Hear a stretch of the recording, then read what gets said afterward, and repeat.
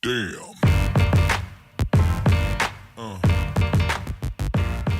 Yeah. Hi, this is Danny Flexen and welcome to this week's edition of Reflections, our weekly look back at the boxing action of the weekend just gone. We're out, if you don't already know, at 4:30 PM every Monday, and there's no better place to start, and indeed finish this week, than talking about Deontay Wilder against Tyson Fury. But I think for this one it's important to add a bit of context, because I've followed Fury's career probably more closely than a lot of journalists out there, so maybe I can offer a unique insight. Maybe I'm just talking rubbish, but that's for you guys to decide. I was ringside for Tyson Fury's debut, which most of you probably know occurred on the undercard of Cole Froch's gripping contest against Jean Pascal for the WBC super middleweight title. Great fight in Nottingham and the main event, but Fury really caught my eye on the undercard. I didn't know much about him before I watched it. I was working for ITV at the time as a researcher for the commentators, for John Rawling and Duke McKenzie, I believe it was, on that night. Just basically feeding them information that they could then use to convey to the viewers. Fury really caught my eye on the undercard. I think he won in the first or second round. I'd have to check box rec, which I probably should have done before this, but I don't like to cheat. I think it was in the first round, but what impressed me the most was how fluid his footwork was and how fast his hands were for a man that big. All I'd heard about him previously really was that he was a good amateur, he won the ABAs, but he didn't quite punch his weight and his size. You know, he was a decent enough hitter, but not a massive one-punch knockout artist. And that opinion that I'd got from someone at Boxing News, where I was working at the time, didn't change when I watched him in the flesh. He still didn't seem like a huge puncher, but it didn't seem to matter. His hand speed was great, his upper body movement was good, and his footwork was deft. He had so many attributes that you don't see from a typical heavyweight in the modern era. I couldn't help but be impressed. As I carried on working for ITV over that period, I think I was ringside for something like 4 of Fury's first 7 fights, and I got to see him develop as time went on. This Tyson Fury was a lot more adventurous than one we see nowadays, Wilder fight aside. We've become used to him dominating opponents with hardly breaking a sweat. Back then, early on in his career, he was out to impress fans as much as he was to get the wins. So he was a lot more aggressive, he threw combinations a lot more rather than single shots, and he stayed in the pocket more than he does now.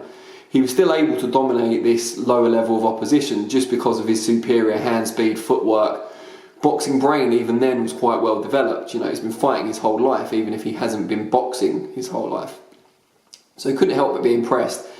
After that, you know, the ITV deal fizzled out. I would watch him more from the comfort of my sofa. Not the same sofa I've got now that I'm sure you've seen in the background a few times of these videos. Watched him on TV, watched him struggle against John McDermott, but then stop McDermott in the rematch. First time I actually sat down to interview Tyson Fury, he was 13-0, preparing for his 14th fight at Wembley Arena in February 2011.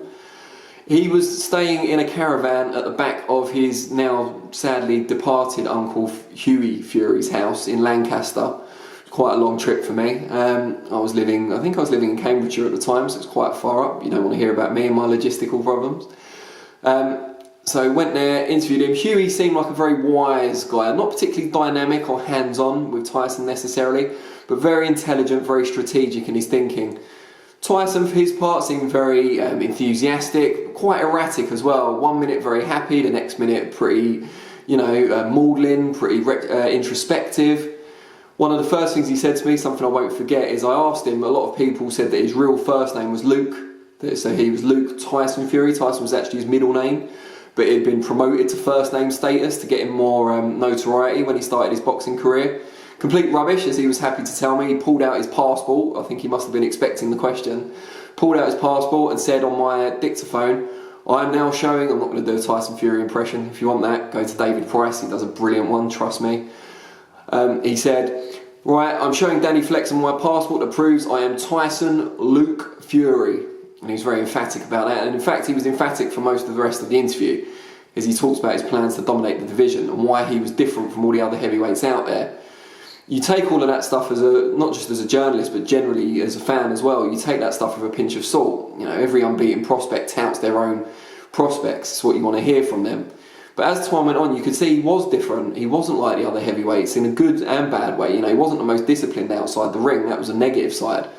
But on the positive side, he could do things that other heavyweights couldn't do, including memorably uppercutting himself in the face, which I'm sure he's not particularly proud of. became a gif and a meme that we'll see thousands of times over, if not millions. But he could do things in the ring that others couldn't do. He was so agile, he moved in a way other heavyweights didn't, and his hands were so fast that he could get away with a lot of mistakes. You know, he wasn't the best at the technical basics, but he didn't need to be. I didn't interview Fury, well, I mean, I interviewed him loads over the years and we had several informal chats. I'm not trying to make out like I'm his best mate or a confidant. I'm just saying, you know, we had each other's phone numbers. We could talk outside of public eye now and again, but I didn't interview him formally again in a long form way until summer 2015, when he was preparing for his big shot at Vladimir Klitschko, which he'd been waiting for a long time and had been previously delayed. He pitched up, now trained by Uncle Peter Fury. Actually, that's the point. I'd interviewed him with Peter Fury in Belfast about a year before that, when they first started working together at a sports institute, where he showed me some stuff on the running track and we did a big photo shoot. Slips my mind sometimes. That was for Boxing News' sister magazine, Fighting Fit, so we talked a lot more about his diet and his training regime. But yeah, the next proper kind of personal in-depth feature after that was in the run-up to Klitschko.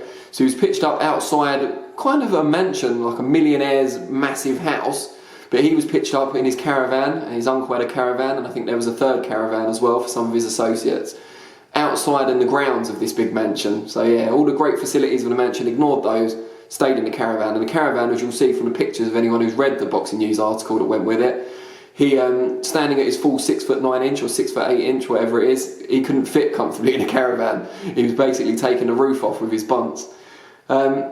And then we had him, Peter Fury, and his dad, Tyson's dad, John Fury, who'd recently come out of prison. I'm sure you all know what he was in for. I'm not going to go into the details. You can ask him if you dare. They were all sitting with me and the photographer, cramped in this tight, small caravan. And Tyson, funnily enough, seemed a bit gloomy. I remember after I did the write-up, and I think I accurately reflected the kind of downbeat mood of everyone involved, John Rawling, the commentator who now works for obviously Box Nation and so on and so forth, he phoned me at the Boxing News office and said, yeah, congratulations on a great piece. Again, bigging myself up a little bit. But then he went on to say, I don't know, I'm a bit worried about his chances against Klitschko if that's his mood going into the biggest fight of his life. And it wasn't something I really reflected on until Rawling said it to me. And then I thought, yeah, you know what? He is pretty miserable. You know, rain was hammering down on the top of the caravan. He could have been in the south of France, as he pointed out in the video, somewhere he trained in the past.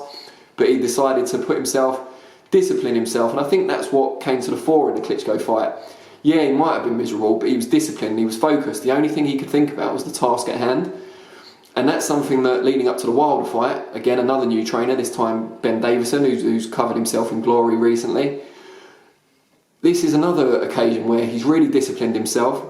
Started off training camp in Big Bear in California at altitude, sparring with the likes of Joe Joyce.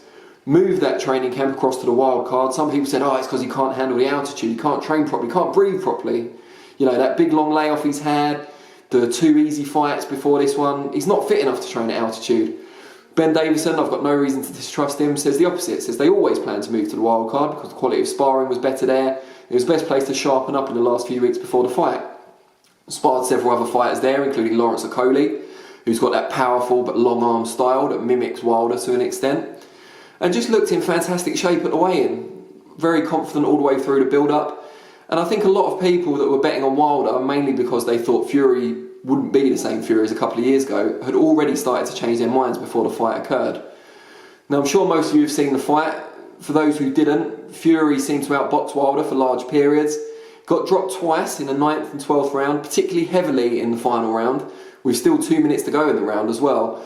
But shockingly enough, he seemed, you know, it was like he'd been shot. He went flat down, didn't look like he was getting up. At the count of 6, he rose, as a lot of people have said and created memes about. He rose like the Undertaker of WWE fame. Got back off the ground, started fighting back, and by the end of the round, he was pushing Wilder back. Even accounting for those 2 10-8 rounds against him, it seemed he'd done enough to win what was a relatively close fight.